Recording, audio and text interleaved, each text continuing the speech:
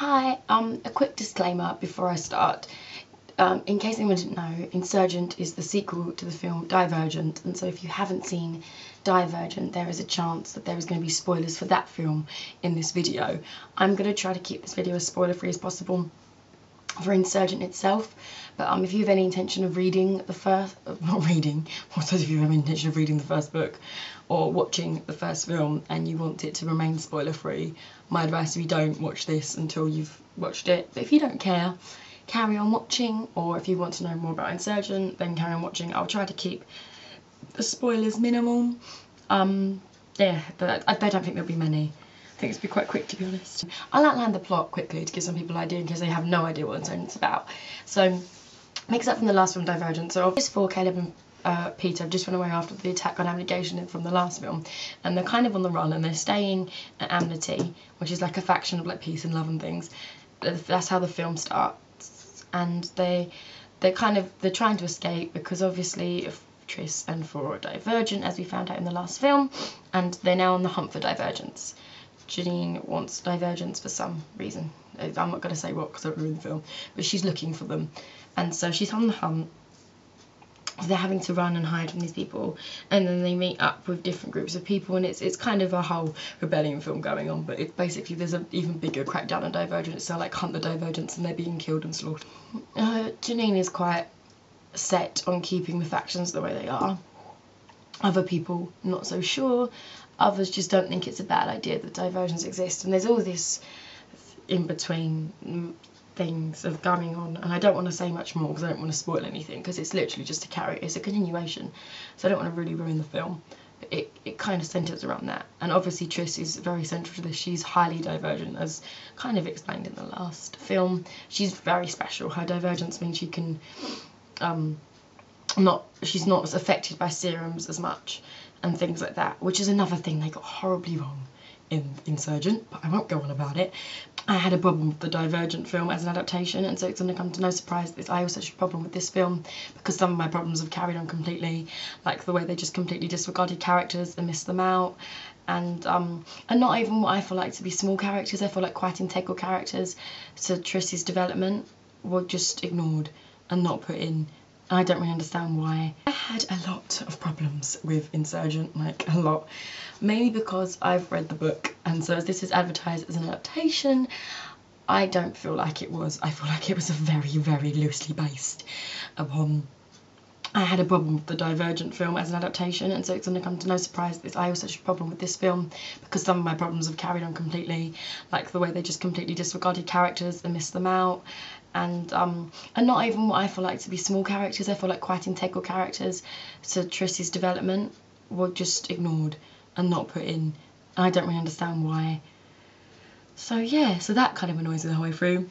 I don't like how the whole Will and Christina situation is handled in the first film at all, and I feel like if you haven't read the books, by this film you're going to have no idea about the Will and Christina situation, why it's such a big deal, and why it's having such an impact on Tris, because it's barely touched on in the first film, and so just watching the films it doesn't quite register, I don't think.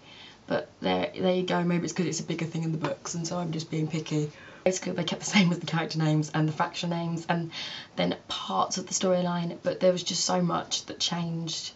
I can't really draw parallels to the book at all, and so actually for the first time it's been one of the films I've found easiest to not see as an adaptation, because it's not an adaptation at all. So I just didn't enjoy it. I didn't really enjoy the second book at all when reading them, and I had an even bigger problem with the third book, so that film's going to be interesting. But I'm kind of one of those people that once I start a film series I have to kind of finish it, so I went to see it anyway. I knew I was going to be disappointed, and I was right. I will say this, Insurgent was a better film than Divergent. I actually preferred the film. I felt like more happened, the characters developed quicker, it was a lot more fast paced and a lot more gripping, so I actually preferred the film than the Divergent film, which is weird because I preferred the Divergent book to the Insurgent book. I don't really like the world around them. I feel like it's quite improbable. I don't like Tris as a character. I find her highly annoying. People throughout the film say that like she's quite selfless in the things she does, and I kind of feel the opposite. I feel like she's a very selfish character, very quick and rash in making her decisions, which is fine if that's a character. as a character, it's going to annoy me as a character, but that's the character, that's fine, but keep it consistent. And so when everyone's going, oh, she's really selfless and she's not. She's incredibly selfish in every decision she makes. Everything revolves around her and how she feels and how she thinks, and she never stops and pauses and thinks before she does something about the consequences it's going to have on other people and the sort of the situation around her. I don't understand her logic in any decision she makes, because the things she does, she's always like, oh, I'm just one person within the fight, but she's not. Everything is central around her. So by now she should have clocked on that she's obviously very central to what the opposing side want or need to happen. And I feel like if the side you're fighting against, the dictator that you're fighting against, is so desperately trying to get a hold of you as a person, you're obviously not just one person, you're obviously quite integral to what they need, even if you don't believe you're that important or you don't want to be important. That's not your choice, that's what's happened to you, unfortunately. And if you want to do something about it, that's fine, but be truthful about what you're doing it for, because I feel like a lot of the way through she just does things because she can't bear the guilt anymore of things happening, but she doesn't stop to think and think, well, she's not going to stop doing what she's doing. So I don't really understand her logic. I'm sorry if that was kind of a spoiler for anyone. To be honest, I liked the way it was acted. I thought the acting was very good. There was nothing bad about the way it was made. The effects are fantastic. I think Shailene Woodley is a brilliant Triss with what she does. I don't like her character per se, but I do think she does a very good job of portraying her. And I do think that Theo James portrays a very good fool. So yeah, rating wise, I'd give it a 1 out of 10 adaptation wise, because it was very, as I said, very loosely based. I didn't like it at all. But I think if you, as an actual film, as in just a standalone film of that genre, trying to look at it objectively, I'd probably give it a 7 out of 10. Based on the way it was made and the way it moved, how fast paced it was and things like that. So yeah, but my actual advice would be, if you are a fan of the book and want to see a good adaptation, you're going to be disappointed, don't go. If you're a fan of the book but don't mind how close it's adapted, then you might enjoy it. If it's just a genre you're a fan of. If you're someone who's not read the book and just wants to see a dystopian young adult film, it does it quite well. It's well acted, it's well made, it's fast paced.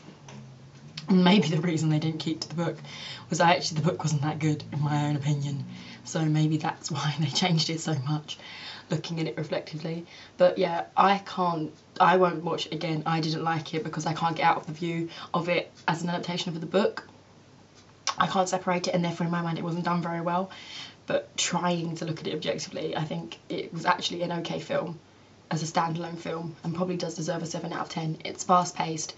There's not massive things. There's a few flaws with the film, but that's more my personal things, like the relationship elements I don't really like because I don't think they're very believable. And I don't like Triss as a character, but I think they're just personal things that I have to deal with. For the genre, I don't think the film's that bad, as I said. So if you're into that sort of thing, then go and see it, because it's probably a 7 out of 10, a solid 7 out of 10. But for an adaptation, it's appalling. And if you are a fan of the book, or even like me and not a fan of the book but just wanted to see it to see how badly they'd muck it up, don't watch it really, unless you're going to be disappointed. It kind of upsets me that the more adaptations I see, the further they seem to be getting from the books themselves, which is a real shame.